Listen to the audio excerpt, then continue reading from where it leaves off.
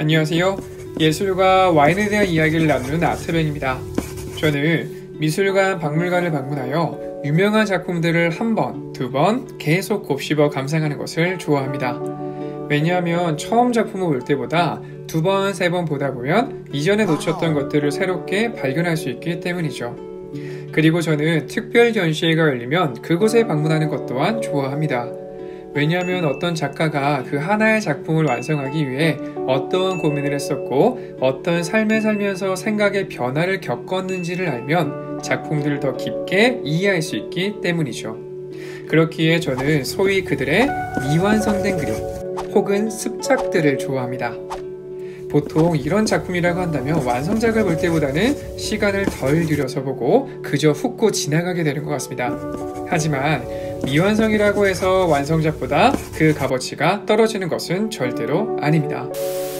이탈리아 르네상스를 대표하는 천재 레오나르도 다빈치는 미완성작이 많은 것으로 알려져 있죠. 이탈리아 바티칸을 다녀오신 분들은 이 그림을 보셨을 겁니다.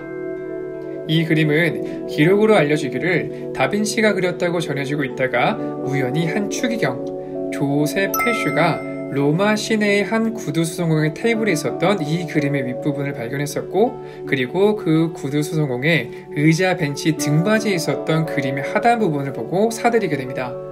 그리고 이후로도 이 작품의 조각들을 찾기 위해서 노력하게 되면서 발견이 되었던 그림입니다. 참 기가 막힌 발견이죠. 이 그림은 다빈치가 30살 때쯤 그렸던 그림으로 이렇게 미완성인 채 남겨져 있습니다.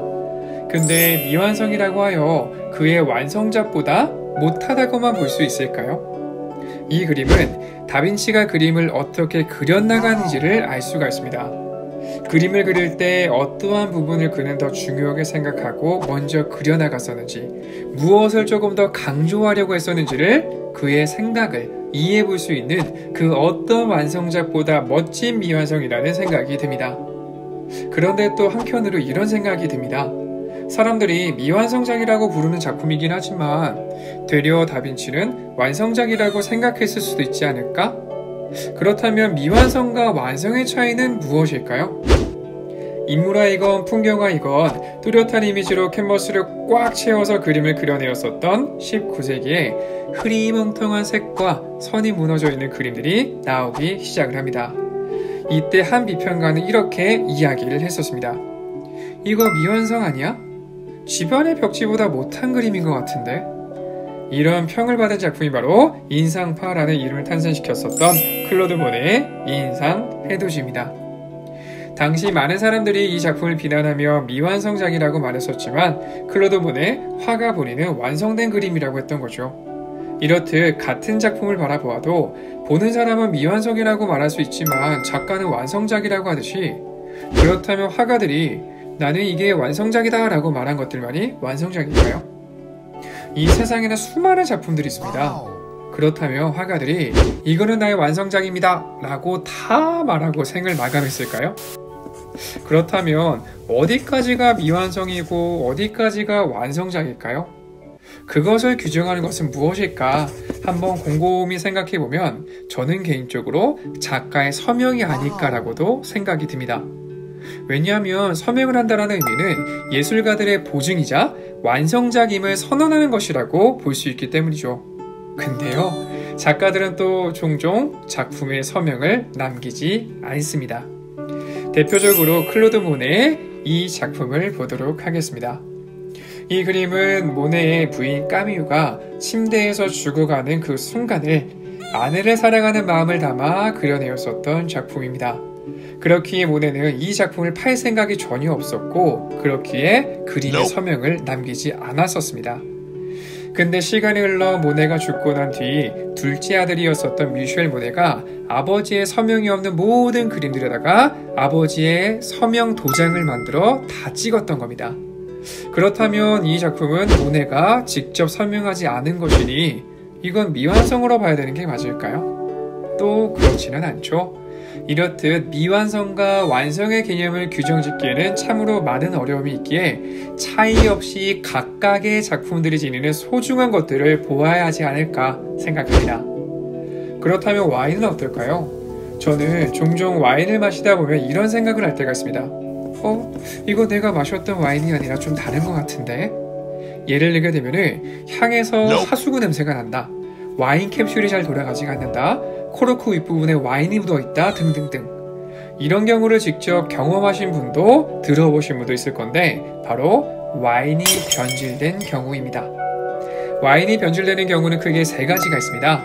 첫 번째로는 와인병을 막고 있는 코르크에 곰팡이가 설어서 오염되면서 와인에 영향을 미치는 경우입니다. 이렇게 오염된 코르크와 와인의 접촉 시간이 오래되면 짙은 나무향과 더불어서 기분 나쁜 향들과 쓴맛이 많이 올라오지만 접촉 시간이 짧을 때에는 맛과 향을 쉽사리 구분해내기는 힘들기는 합니다. 이 경우를 불어로 부쇼네라고 하는데 와인 마개를 불어로 부숑이라고 하고 그 부숑이 상했다라는 의미가 부쇼네라고 보시면 됩니다. 그리고 두 번째로는 병 속에서도 와인은 미세하게 호흡을 하면서 숙성이 이루어집니다. 이 과정에서 텁텁함을 주는 타닌과 날카로운 산도들이 누그러들면서 부드럽게 서로의 밸런스를 맞춰가게 됩니다.